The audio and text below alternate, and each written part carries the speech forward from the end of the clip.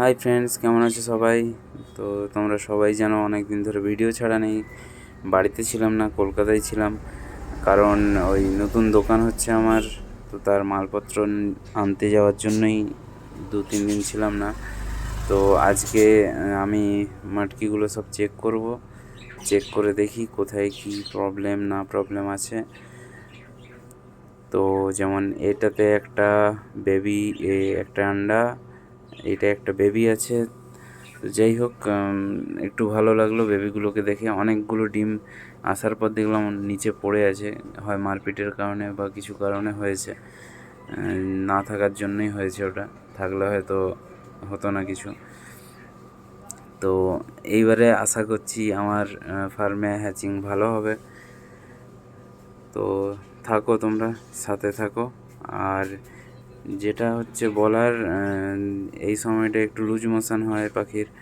তো আমার 2বার ওষুধ চললো এটা নিয়ে। এখন আর কি 2-4টে পাখির লুজ মোশন হয়েছে। তো যা যা করণীয় করছি। এখানে যেমন একটা আন্ডা, এটা মারপিটের কারণে হয়েছে, কারণ একদম শিওর। এছাড়া এমনিভাবে ডিম গুঁড়ো হয়ে থাকবে না বা ডিম ফেটে থাকবে না। তো ওটা পরিষ্কার করে দেবো আমি একটু পরেই। আর যেটা হচ্ছে, তোমাদের যেটা বলেছিলাম যে আমার ওয়্যারিংয়ের কাজ হচ্ছিল বাড়িতে। তো এইখানে কিছু ওয়্যারিংয়ের কাজের জন্য আমি একটা হিটারের পয়েন্ট করেছি, সেটা তোমাদের দেখাচ্ছি। আর একটা বাল্বের পয়েন্ট, যেহেতু লাইট দেবো। আর যেটা হচ্ছে গরমকালে কুলার যাতে চালানোর একটা পয়েন্ট থাকে, সেহেতু একটা কুলারের পয়েন্ট, মোটামুটি 3টে পয়েন্ট করা হয়েছে। তো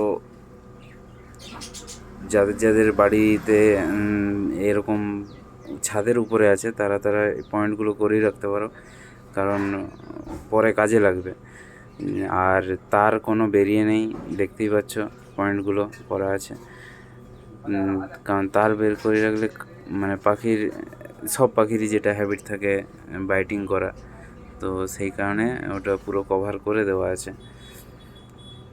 তো আজকের মতো এখানেই, টাটা, বাই।